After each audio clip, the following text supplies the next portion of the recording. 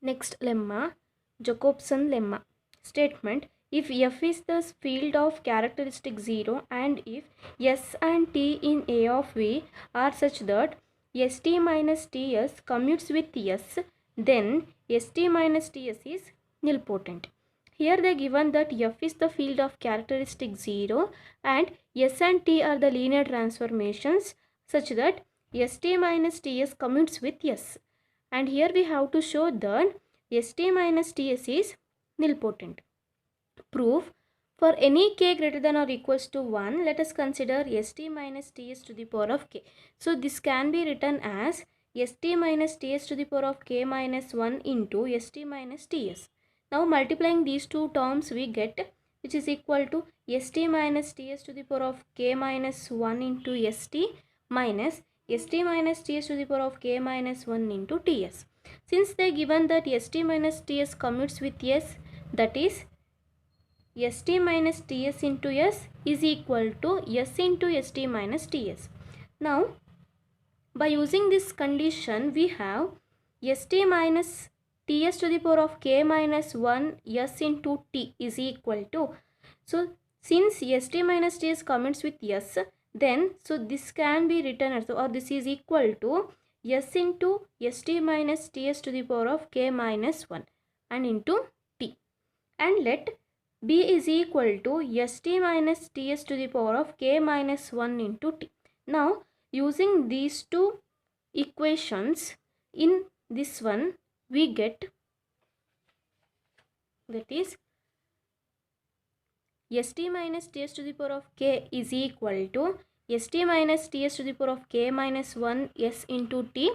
Now by using this equation 2, so this term can be written as s into ts, s into st minus ts to the power of k minus 1 into t.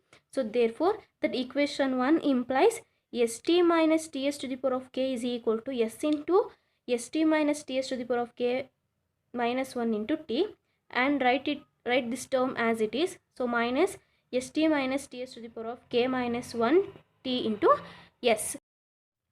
Now by using equation 3 here we get, so s into st minus ts to the power of k minus 1 into t means b. So substitute here minus, so this term can be written as b into s. Okay, so this is by equation 3. So therefore we get st minus ts to the power of k is equal to sb minus bs.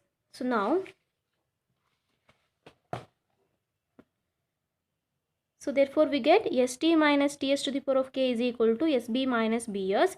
So therefore trace of st minus ts to the power of k is equal to trace of sb minus bs, which is equal to trace of sb minus trace of bs. We know that a property, that is trace of ab is equal to trace of ba. So therefore, so these two terms are get cancelled. So therefore which is equal to 0. So therefore we get trace of st minus ts to the power of k is equal to 0 for k greater than or equals to 1. So we know that a result, that is if f is the field of characteristic 0 and if t belongs to A of v such that trace of t to the power of I is equal to 0 for all I greater than or equals to 1, then t is nilpotent.